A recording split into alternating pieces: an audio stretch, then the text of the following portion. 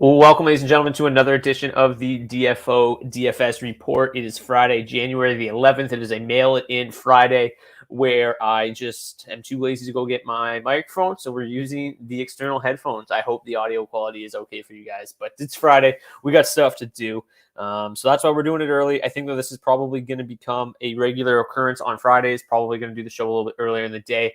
Obviously gives you guys still an opportunity to watch it later, but for me, it's just a lot easier to try to get these shows wrapped up earlier in the day. And usually there's smaller slates and a lot less work. I do apologize for yesterday, not being able to come live. Just 11 game slates are just absolutely nuts for me.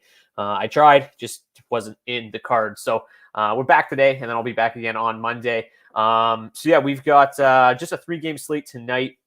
Again, if you are a DFO Premium subscriber, great. If you're not, you can do so for as little as $19.99 for the month, and you get access to all these charts. These have been up for quite some time now.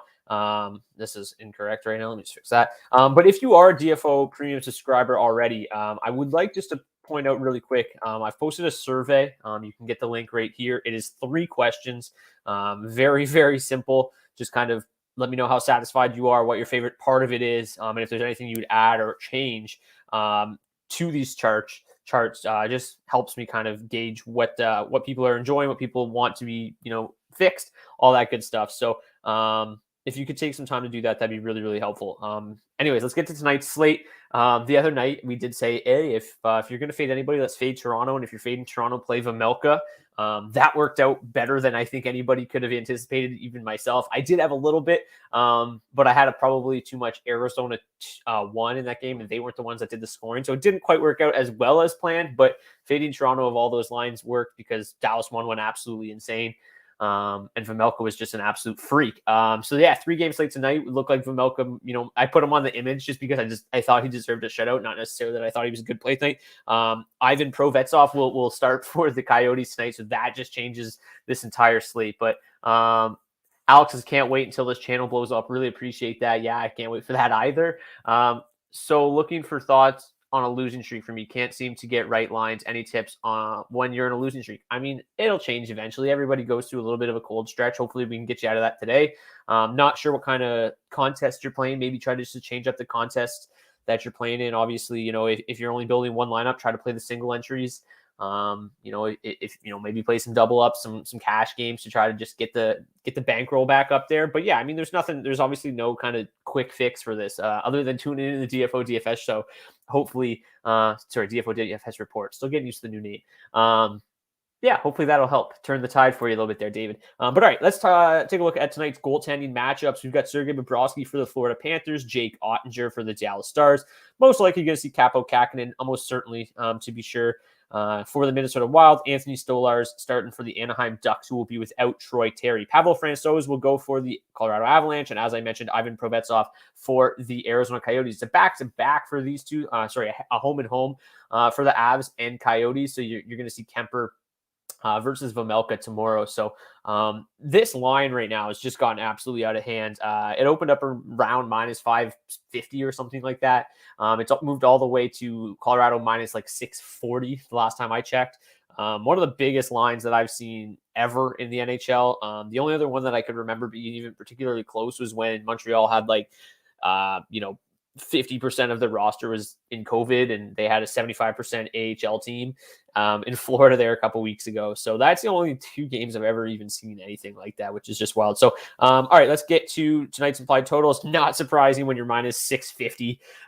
The Colorado Avalanche topped that list at 4.9, almost 5 implied goals for tonight, which is outrageous. 4 for the Panthers, 3.2 for the slight favorite Minnesota Wild. Then you got Dallas, Anaheim, and Arizona under 2 implied goals for. So I've never seen a line like this in NHL ever. I've never seen anything like it. So 4.9 to 1.9 is an outrageous line. In terms of the 5v5 scores tonight, not really all that surprising. You've got Dallas 1 at the top of the list. They've just been absolutely tremendous. They seem to score every single night, and they're still pretty affordable at 19,600, much cheaper than Colorado 1, but obviously the matchup is not nearly as good as what Colorado 1's dealing with, particularly now with Provetov starting. I just want to pull up Provetov, and I'm not trying to trash this guy or anything like that, but he's got like an 896 save percentage in 2 years in the AHL, so that's obviously not great. And then an 823 save percentage in 4 career NHL appearances. So yeah, this is obviously just a massive downgrade from Vejmelka. The numbers don't speak very highly of Provetov, but yeah, like Graham just pointed out, obviously Colorado 1 is going to be super chalky, going to fade them, which, yeah, obviously if you're building a couple lineups, you can certainly do that. On a 3-game slate, it comes, that's incredibly dangerous. Whether you want to build kind of like a contrarian lineup, still maybe include somebody like McKinnon in it, just so you get a little bit of exposure to Colorado, or a Kadri, somebody like that provides a pretty stable floor. And then if they do go off, you're not completely missing out on them. Maybe, you're going to have to play a one-off in that line somewhere, most likely. So maybe that's McKinnon or something, right? He's averaging 7 shots per game. He's probably, even if he doesn't score, he's probably getting a 15, 20 DraftKings points tonight. So I wouldn't in this spot, I wouldn't suggest, full fading Colorado. I think that's a difficult thing to do. But yeah, you can certainly play McKinnon or Rantanen or Kadri and still get different in other places. But full fading, especially McKinnon, is going to be a difficult task to do. But, obviously if you're building a lot of lineups, you can certainly do that here and there. But if you're building one lineup, it is certainly a tough spot tonight. Minnesota 1, Colorado 1, grayed out at the next 2 best spots here. Minnesota 1 obviously gets Kaprizov back tonight with Hartman and Zuccarello. Colorado 1 is going to have Burakovsky up there to start.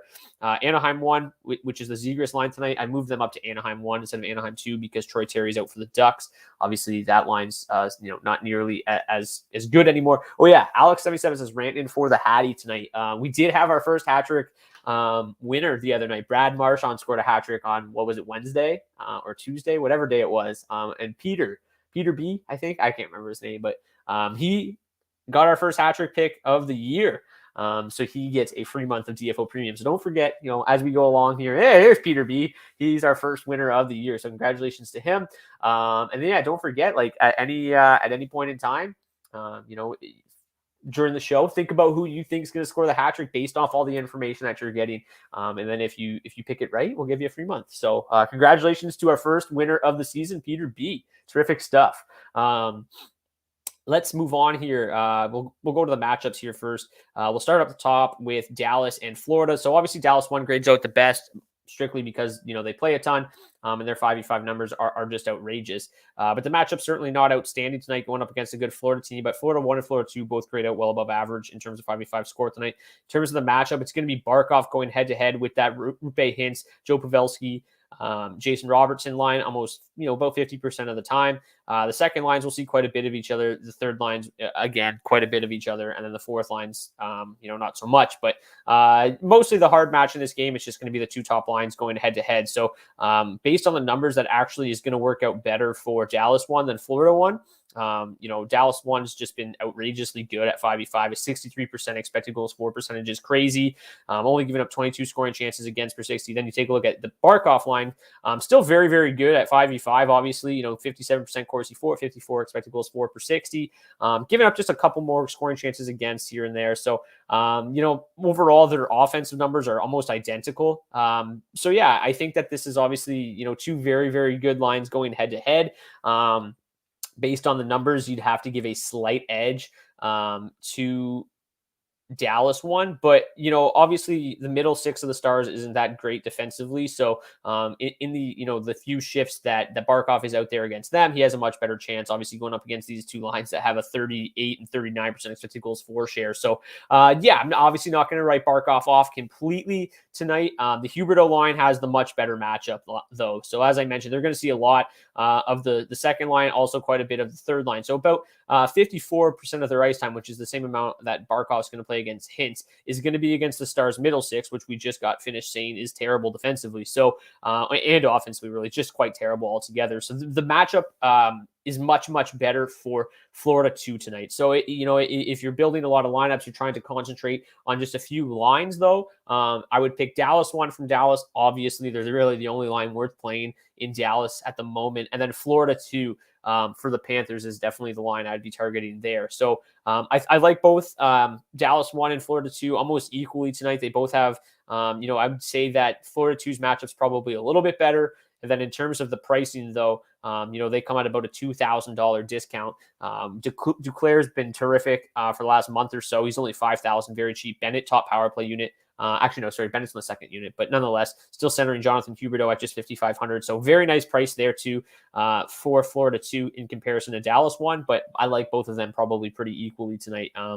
They look great. And again, don't write Florida 1 off completely if you're building, if you like to spread yourself a little more thin. I don't recommend it, but if in a 3-game slate, you don't want to get burned by one particular line, especially one as talented as Florida 1. They're good, but they'd be third in the pecking order in terms of this game. Florida smells like it can go. Dallas, Florida smells like it can go crazy, like 6-7. Florida's played in some pretty high event up tempo games. Obviously, Dallas is kind of the club that is capable of slowing this game down a little bit, but they've even played some higher scoring games as of late as well. So, this certainly looks like a game where, you like of the 3 games on tonight's slate where both teams could end up high scoring tonight. Like if you're looking to game stack one particular game, this certainly looks like the one to do that in. Obviously, Minnesota Dallas can be on the lower scoring, or Minnesota Anaheim can be on the lower scoring side. Colorado and Arizona obviously can be high scoring, but probably pretty lopsided. If you're looking for a game stack, this one's certainly the one that can get much more high scoring. So, if I pick one again within the month, do I get 2 free months? I mean, if you keep picking guys that score hat tricks, more power to you, Peter. I'll give you as many free months as you want. Keep tuning into the videos and keep picking hat trick winners. What do you want me to do? I can't say no. I think obviously Florida's probably going to win this game if I had to handicap it, just because they're just a better all-around team. But Dallas 1 from a DFS perspective still looks really, really strong. In terms of the power plays in this game, Dallas's power play is very, very good, but going up against it's going up against a Panthers penalty kill that struggled a little bit. So all in all, second biggest power play advantage. Really, the only 2 teams that you're really considering on the power play tonight are Dallas and Colorado. Going up, you got the Panthers going up against the Dallas penalty kill, which is maybe the best in the entire league, and it's still a Panthers power play that's struggling a little bit. So, and then you've got 2 pretty bad power plays in the Minnesota Anaheim game, and then obviously the Avalanche to have their way with the Coyotes tonight. So, really the only power play advantages on tonight's slate are Dallas and Anaheim. Sure, Kaprizov can chip in on the power play, here and there, but from a numbers perspective here, the only 2 that really look like they could pop off tonight are Dallas and Colorado. Let's get to the second game here, Minnesota and Anaheim. So as I mentioned, no Troy Terry, so that's going to move Sam Carrick up to the top, or second line with Getzlaf and Sonny Milano. Without Troy Terry, I really have no interest in that line at all. Just not nearly as good. A lot of that production in the Getzlaf line this season has come from Troy Terry. So without him, there's not really any reason to target them. Without Joel Eriksson Ek, the second line for the Wild, still looks pretty blah. Obviously, Matt Boldy's been really, really strong. So Boldy and Kevin Fiala, I guess, combined to make a pretty decent mini stack if you want to include Frederick Gaudreau. This is a line that you can stack with Colorado 1 or Dallas 1. That's very, very affordable. But let's get to the matchups and see how they look. They're going to see a lot of the third line for the Ducks tonight, which is the Derek Grant, Isaac Lindstrom, Jakob Silverberg line, which is just disastrous defensively. So about 53% of the ice time will come against them. That grades out to just one of the second best matchup on the entire slate. So Minnesota 2 looks like one of the best value options on the slate. Again, the numbers aren't, outstanding, but those numbers don't really factor in Matt Boldy, right? The guy's played like 2 games. So I would imagine that, he'll help improve those numbers. And this matchup is just terrific. Going up against Dallas 3 or Anaheim 3. It's the second time I've called Anaheim Dallas. I'm sorry. It's the D here for Ducks that's throwing me off for some reason. like I said, it's mail it in Friday. But yeah, Minnesota 2 certainly looks like a really, really good value option. Boldy's looked really, really solid. He's only 2,500. Gaudreau's, played a lot of ice time. The production's not always there, but at 2,500, you can full stack them with Fiala at 5,100. So there's certainly a nice value option tonight. I think, obviously, if you want to play Colorado 1, stacking it with Minnesota 2 looks like a pretty good option in this game. But yeah, if you were going to leave somebody off, it would be Freddie Gaudreau. The top line will go up against the second line for the Ducks the majority of the night, which is that Getzlaf line. Without Troy Terry, though, the numbers for this entire line just really take a nosedive. 41% expected goals for shares, horrendous. 30 scoring chances against per 60. So the top line for the Minnesota Wild also in a really good spot. Obviously, I would prefer Minnesota 1 over Minnesota 2, but from a value perspective, you're certainly going to get a lot better, it's certainly a lot cheaper to play Minnesota 2. So, you're going to have a difficult time stacking Minnesota 1 with anybody else on this slate with a lot of substance. I mean, 18,600, you're not really going to be able to play with Colorado 1 full stack. Even if you go up to Dallas 1, I think you can obviously make things work, but just from a value perspective, do I think that Minnesota 1 is the best line on the slate? No. So I lean towards Minnesota 2 a little bit just because they're obviously a lot cheaper. The upside's certainly lower, but I obviously prefer playing Colorado, probably prefer to play Florida, probably prefer to play Dallas 1 over Minnesota 1 tonight. So to me, I'm probably going to gravitate towards Minnesota 2 a little bit, just to get that salary relief. And I don't think that they'll be crazy high owned. So Minnesota 1 certainly in a pretty good spot here, but they're probably 4th or 5th in the pecking order for me tonight in terms of the top line targets. And then Minnesota 2 looks like the best value option on the slate. Anaheim 1 grades out pretty well as well. As I mentioned, they're going to see quite a bit. Of this Minnesota 4th line kind of acting as their shutdown line. But the problem is they're not really shutting anybody down. Really, really bad defensive numbers. So that bodes well for Anaheim 1. It's similar to what Anaheim does when they're on home ice. They try to match up Derek Grant against the other team's top line, but Derek Grant's line always gets caved in. So matchup wise, it doesn't really work out. So I guess Anaheim 1's going to get a taste of their own coaching medicine tonight, and it's a good thing for them, if that makes any sense at all. 29 scoring chances, 4 per 60, 14 high danger. They've been really, really solid. They've obviously cooled down a little bit. Again, in terms of the pecking order tonight, at 14,000, they're still pretty reasonably priced. You can play them with just about anybody. You'll obviously have to get a little punty elsewhere, but Max Comtois at 2,700 playing on a line with Zegras and Raquel is pretty nice value play. I can get behind the Anaheim 1 tonight. It's not like you've got Cam Talbot in net. Capo Kakanen's fine. He's been solid, more often than not, but he's certainly not like somebody that's going to scare me away. So I do think that this game's probably going to be a little bit lower scoring than the other two. So I don't have a ton of interest in it, but I do like Minnesota 2 a lot from a value perspective. Minnesota 1 certainly one of the top 5 lines to target on tonight's slate. And then Anaheim 1's probably just right behind Minnesota 1. So trying to just give you a lay of the land here for where I expect these lines to land. Again, in the power play, these are the 4th and 5th, or if you want to look at it the other way, the second worst and the third worst power play advantages on the slate. Both power plays really, really struggling. Neither penalty kills all that great. Minnesota's right around league average. Anaheim's a little bit worse, but both power plays struggling pretty mightily. So again, this looks like probably one of the lower scoring games on the slate. Is Kaprizov in tonight? I hate ESPN injury reports. It says he's on IR. Yeah, I mean, he's in.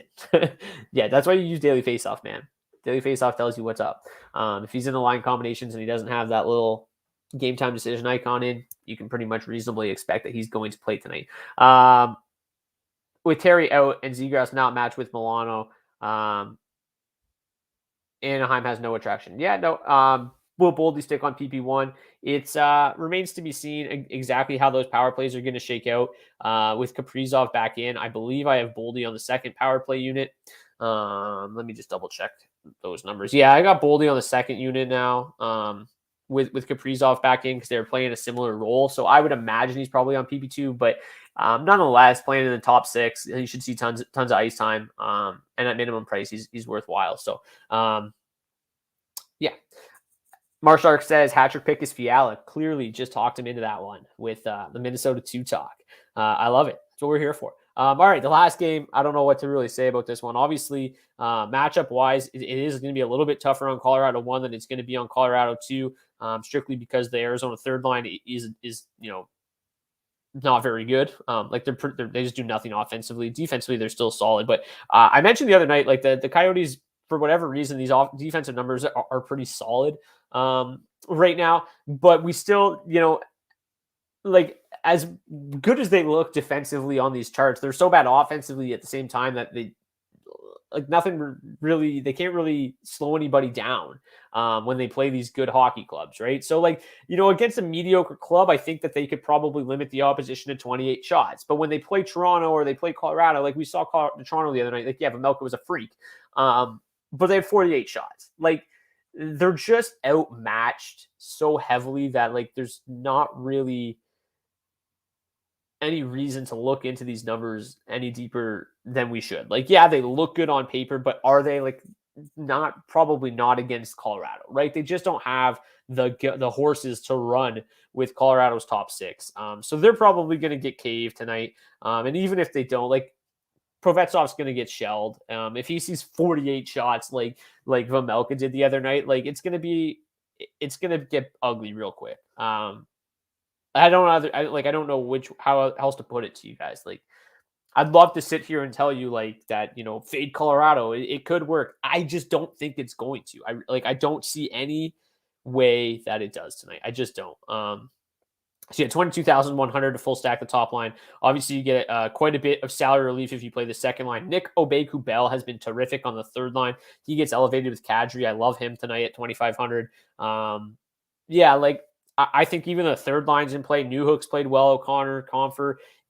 I think you could just sprinkle in pretty much anybody from Colorado tonight, and they're probably going to be a pretty decent play. I'd love to sit here and tell you to get contrarian and full fade them, and Provetzov's going to stand on his head, but I just, in good conscience, I can't tell you that. Colorado is probably going to smash them, and you're going to want to play some Colorado. So I think that there's ways to get different in this game.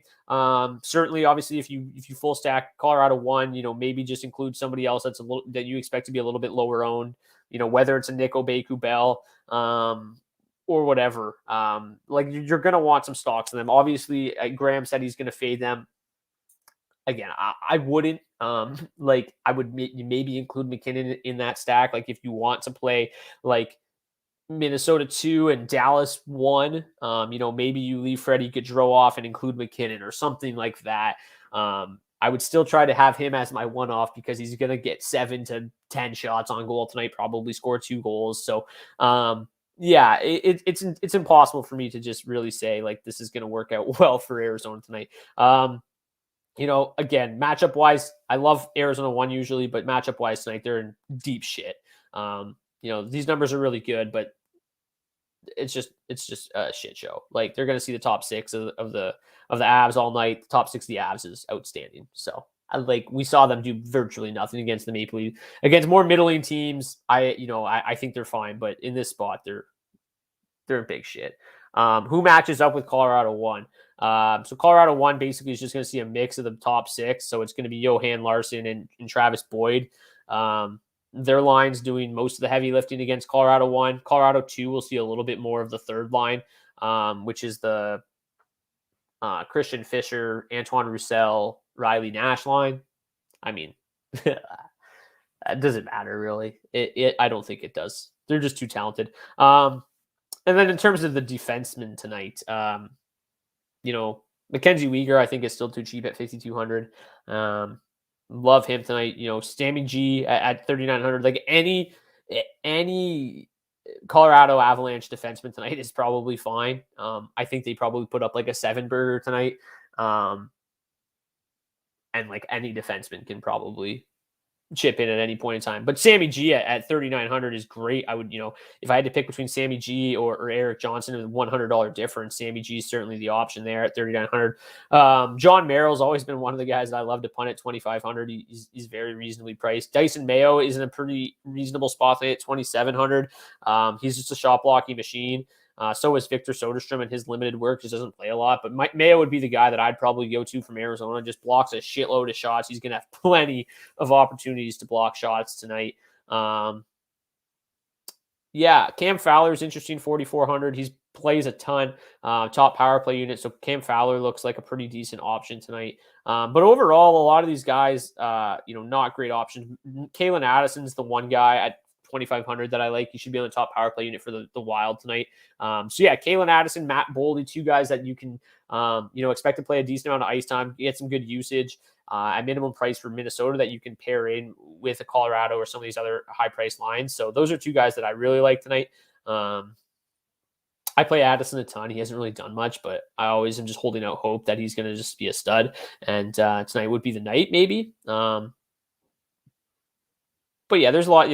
Gustav Forsling's been he's going to be one of the more popular punt plays. 3,400 always is. That's pretty much it. Yeah, Abe Kubel is really good. Who matched up? Sorry, I meant usually the first line center score against McKinnon. Yeah, if that's what you think, it will be Johan Larsson in this spot. It would be Johan. Goalies tonight, and then I got to head out. Pavel Francouz is unsurprisingly the top goaltending option on the slate tonight. Most expensive as well, but projected for 17.1 DraftKings points.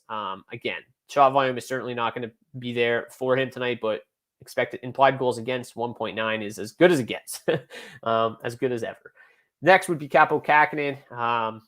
Should see a decent amount of rubber. Second lowest implied total against. So yeah, makes sense. Bobrovsky 8,200. To me, it's just basically play Francouz, and then probably whichever side of the Minnesota Anaheim game that you're not on. So if you're fading Anaheim, play Kakinen. If you're playing Minnesota, fade Stolarz. And then if you can fit Francouz, fit Francouz. I don't love Bobrovsky. I don't love Ottinger. Like we said, I think that game can get high scoring quick. And you couldn't pay me to play Provetov tonight. I told you to play Vejmelka the other night. Nailed it. I'm not doubling down. Certainly not Provetov in the net against the Avalanche. So that's going to do it for today's show. Other than my hat trick picks, I would love to say Nathan McKinnon because I bet him to score a goal at plus 107 earlier this morning. If you could still go find that prop out there somewhere, go for it. He's probably going to score tonight. He averages 7 shots on net. But I won't cop out and say Nathan McKinnon. I don't think you should either. That's just too easy. So I will go off the board a little bit, and I'll go with Andre Burakovsky for one. And how about Matt Boldy for a real deep dive? Have a night, Matt Boldy. So I'm going to have a lot of Matt Boldy tonight, so hopefully he does. That's going to do it. Thank you guys so much for tuning in. Please smash that like button on your way out. If you haven't already, subscribe so you never miss an episode.